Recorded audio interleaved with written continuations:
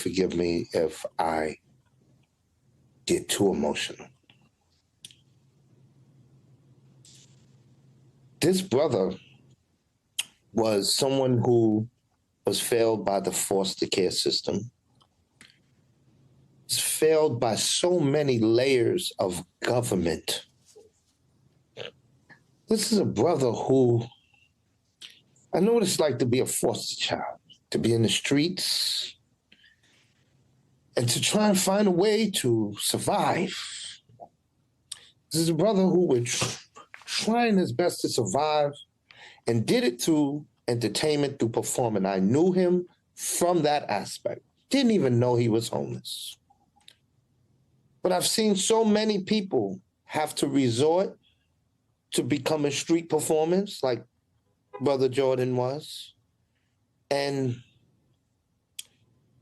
when you're that young and you don't have help, it causes so many. Yeah. So, if you live under a rock and you haven't heard of Jordan Neely, he was a young man, a homeless young man from New York City that was, like a street performer. He performed, I guess, on the streets of New York and in the subways. And a couple of days ago, he was choked to death allegedly by an ex-Marine while three other people were holding him down. And unfortunately, the man lost his life. The individuals responsible still have not been prosecuted. Names haven't been released, any of that. So, as you may or may not know, May is Mental Health Awareness Month. And if you struggle with some type of mental health issue, or if you have loved ones close to you that struggle with mental health issues, you know that it's a very sensitive topic.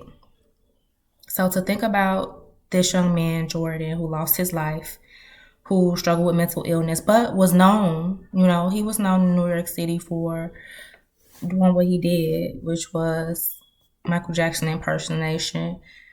The fact that people knew him and this happened to him and bystanders just kind of stood by and allowed it to happen is wild to think about. And we as a human race need to do a better job of making better decisions, being more compassionate, extending more grace, having the courage to step in and speak up if we see an injustice being done to someone.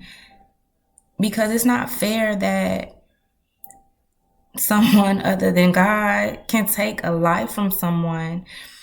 And listening to the gentleman, the pastor, just talk about the fact that Jordan had been failed by the foster care system and not having support, is super scary. And my heart goes out to him, his family. My heart goes out to anybody dealing with mental health issues.